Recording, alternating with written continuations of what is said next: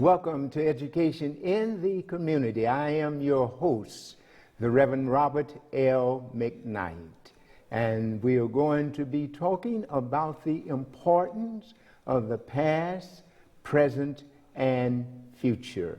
As we're a few hours away from where we take time out, you should do it every day, but intentionally to recognize our glory and our greatness and what is called African American History Month.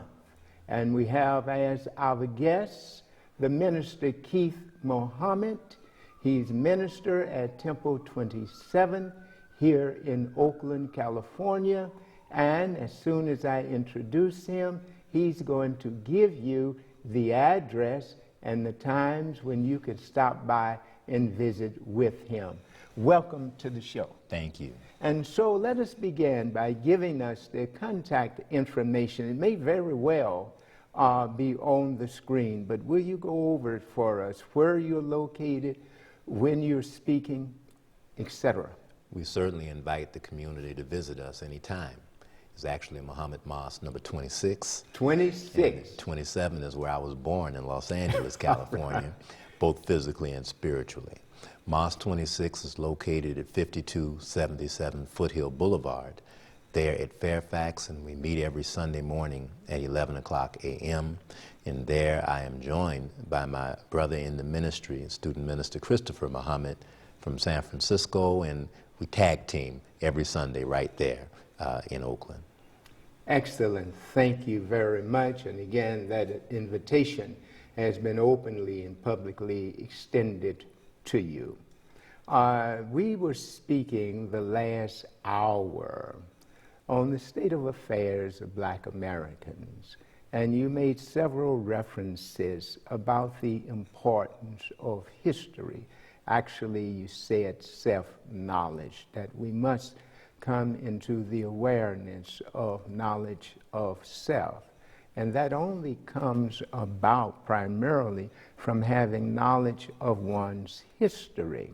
Let me give you some background on African American studies here at Berkeley High as well as Merritt. They came about and developed simultaneously. We shared the same curriculum. At that time, the director was Mr. Clarence Hampton, who recruited Dr. Richard D. Navies from Detroit, Michigan, to come out and teach in the department. And at Merritt College, memory serves me correctly, it was Dr. Melvin Newton, who was the brother of the late Dr. Huey P. Newton. And so they got together to develop the curriculum, and we were invited as consultants to help to develop that curriculum. And so the department started at Berkeley in 68, 69. It was already at Merritt College, having been established as a department, I believe, in 66, 67. But Berkeley became the first public school in the United States to have a Department of African American Studies, then called Black Studies, that cut across all academic disciplines at that time, with the exception of math and science. And we recruited teachers, and we had this huge department, certainly a minimum 15 to 17 teachers in the Department of Black Studies. And it thrived until the mid-70s, and there was labor dispute, and there was a teacher strike, etc. And so in order to make concessions, they had to make some cuts. And where's the first place do you think they made cuts? We went from being a district program to being located at one campus, which was the Berkeley High campus. At first, it was K through 12. We developed curriculum and it was approved for the district that the mandated social studies in Berkeley for years, for the 5th grade, every student had to take African American history. Let me focus on the high school. We had a thriving, vibrant department, and students were the center of it. It was because of the students and their demand that the board acquiesced to the demands of the students, the late Ronald Stevens and others, and he was active as well in the Panther Party. And after that department was formed, it transformed Berkeley High School and the African American students. We started seeing more students leaving high school, going to 4-year institutions.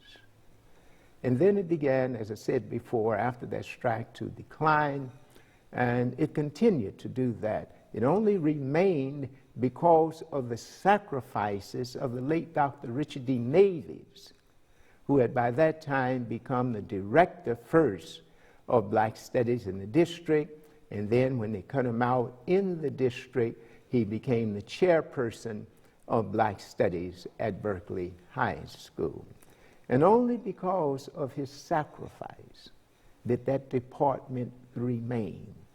When he had given all that he could give, he began to give of himself.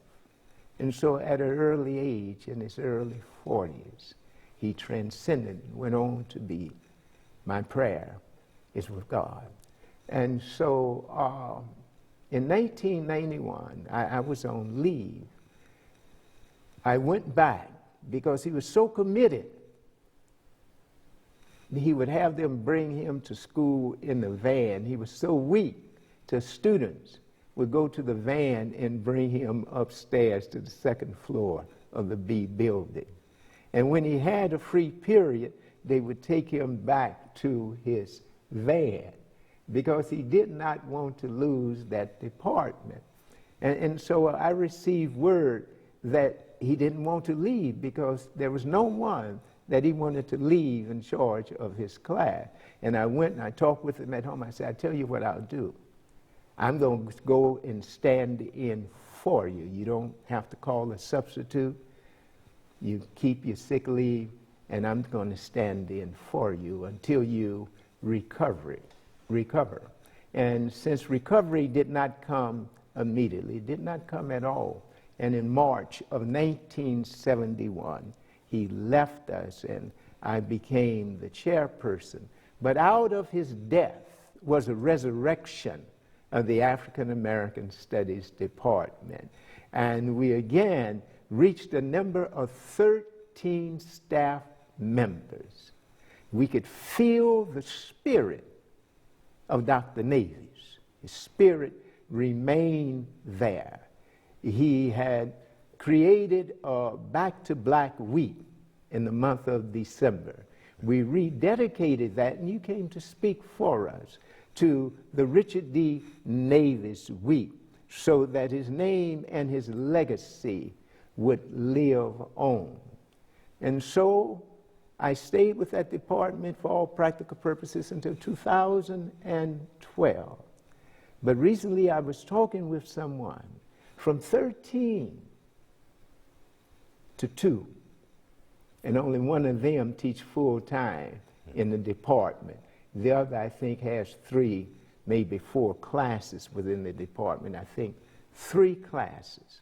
And of the staff of maybe a couple of 100 faculty at Berkeley High and staff, there are less than 10 African Americans yet teaching.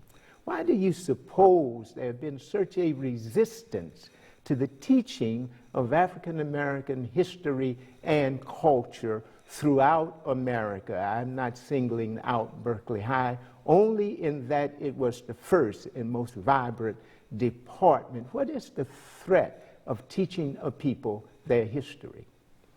If we step back to the fights that occurred in order to establish these programs, we come to the realization that the very system that is financing these academic programs is managed, run, and has been controlled by the people we fought against. So it is as if those programs which were developed after the civil rights and black power movements were opposed from their beginning.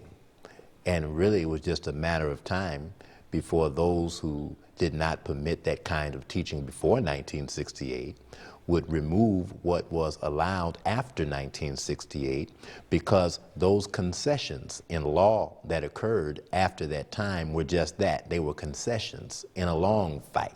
And if you're a boxer, you might allow your opponent to have an advantage in rounds 4, 5, and 6, but you know you came out strong in 1, 2, and 3, let them know who you were. You gave them some room to fight back 4, 5, and 6, but you full well intended on winning rounds 7 through 12 or through 15. In other words, this was a long fight.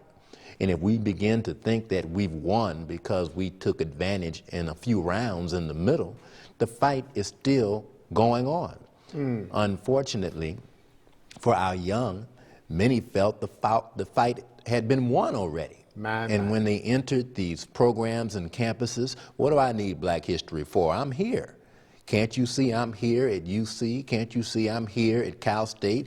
Because I'm so smart and my grades were what they should be. And now that our students have lost the fight, those that never stopped the fight have taken back what was given. So those programs in affirmative action, they're gone. Those support programs for the poor, they're gone. So those efforts that we fought for, they continue to fight, but our community in many ways has stopped the fight. And the result is we've lost many of the gains that we thought we had fought for and achieved in the late 60s and early 70s.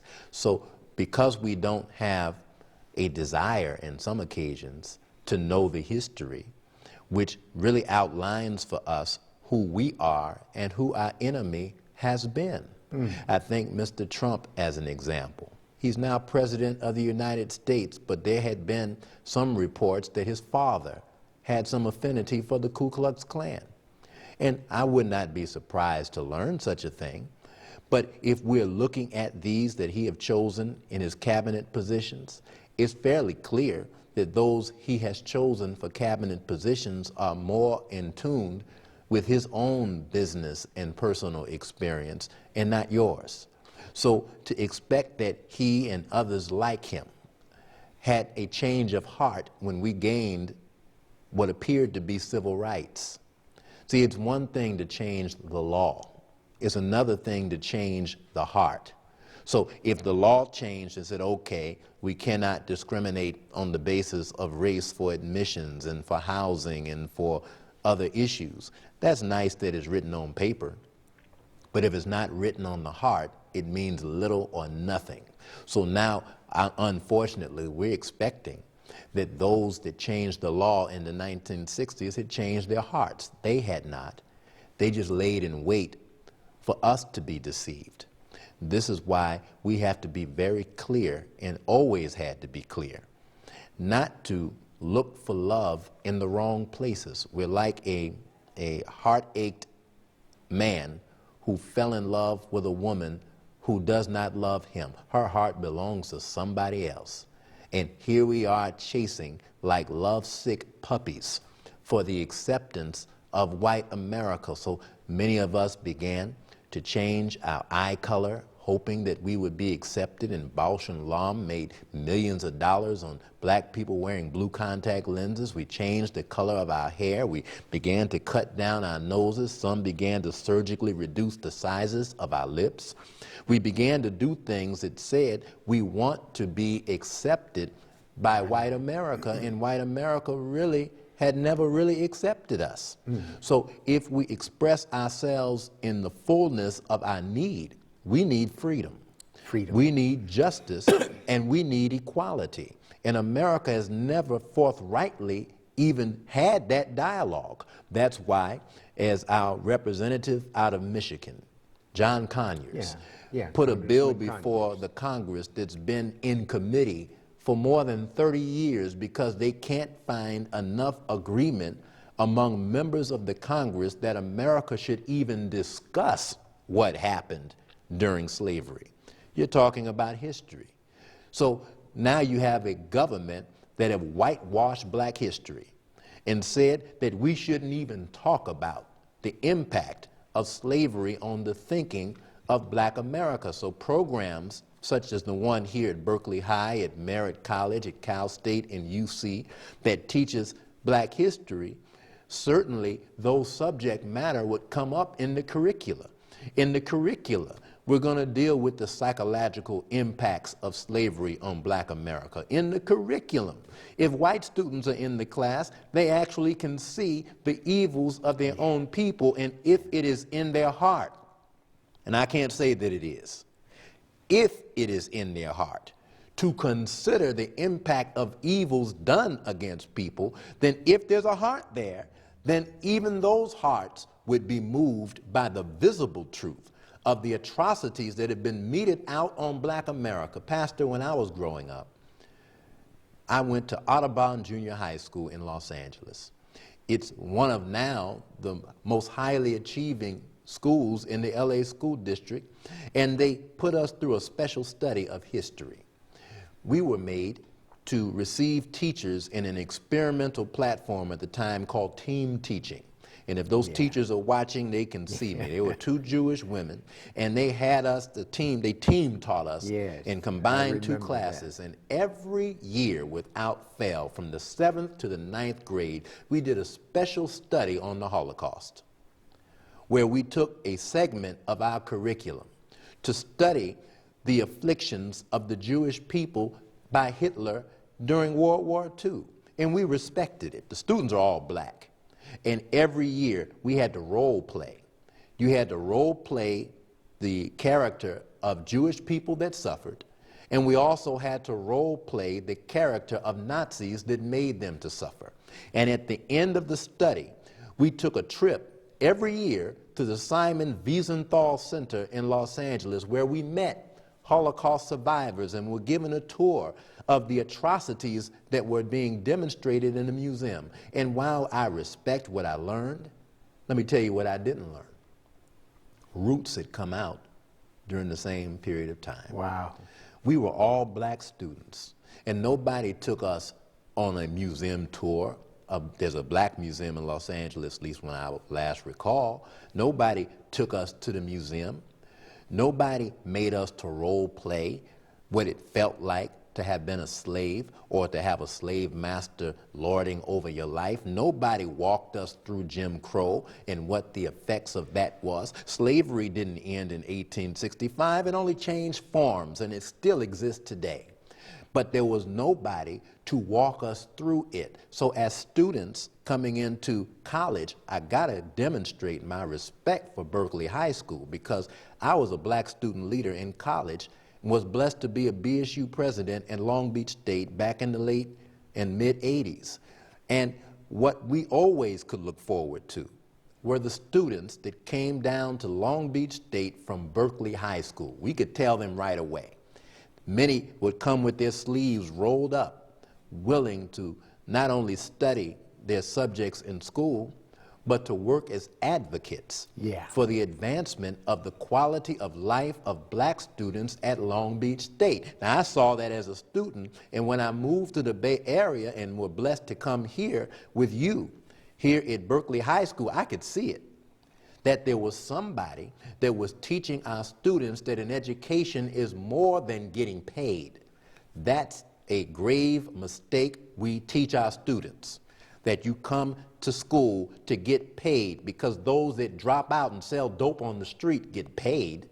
So if it's about getting paid, why come here at all? Especially when we learn that a white high school graduate earns more money on the average than a black college graduate, and to watch our poor graduates come out, those that graduate, working at Walmart at the cash register. Well, we could have done that without the college degree. Our education has got to be to advance the cause of freedom, justice, and equality for our people. And if it's not there, then we fall victim to the idea that we have melted into the pot of white America. And as soon as we begin to think we've melted into the pot, here's somebody with a spoon picking us right up out that pot and making us a meal for their advancement. So the education and the quality of it that teaches the knowledge of self gives students a true sense of purpose. Yes. It is wrong to say to our students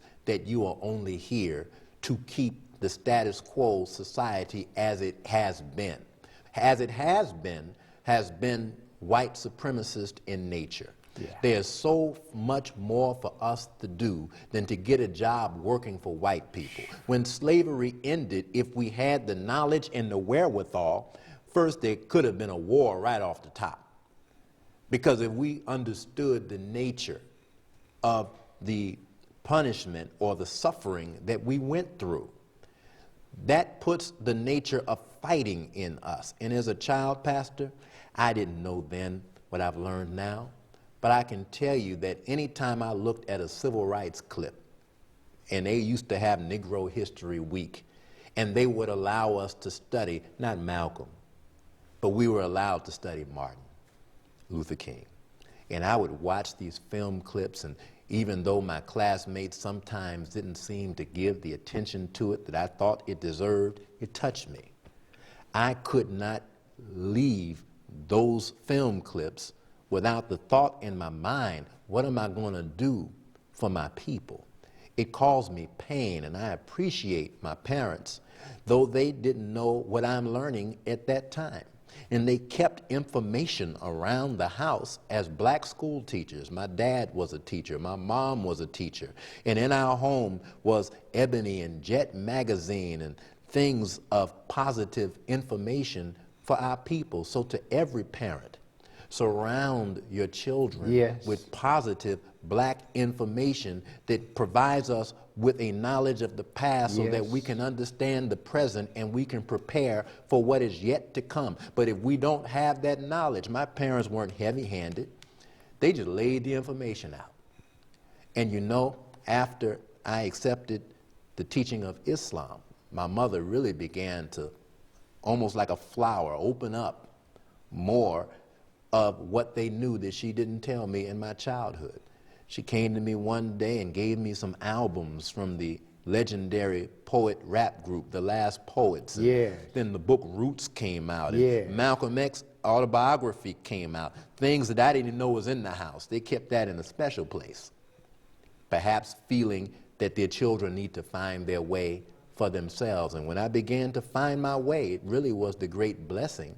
My mother shared with me a trip to Egypt in 1985. That was early. And I was... That was early. Yeah.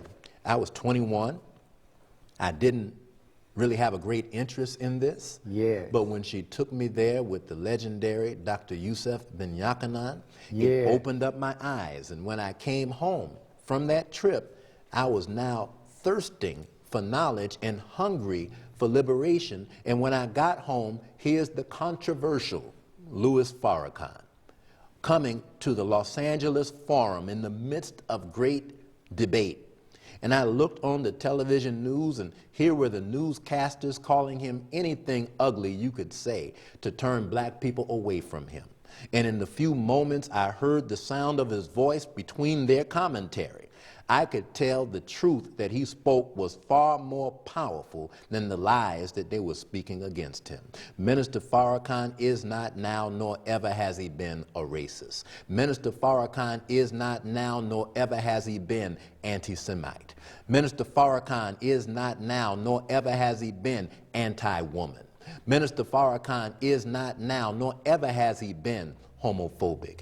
He's a man that believes in the truth given to us by the Honorable Elijah Muhammad 100%, to the degree that when you see him, you're looking at a living embodiment of the wisdom of the Honorable Elijah Muhammad that he was given by his teacher. But it's a history that has to be studied for the audience to even know what I'm saying, because the Honorable Elijah Muhammad's teaching has really been dismissed from most public discourse. That's why I so honored you, Pastor, and others that have allowed us in the classroom because the Honorable Elijah Muhammad was so feared by the government that when the counterintelligence program, which destroyed the Black Panther Party here in the Bay Area, was crafted, their greatest concern was to prevent the rise of a Messiah-like figure who would electrify and unify the militant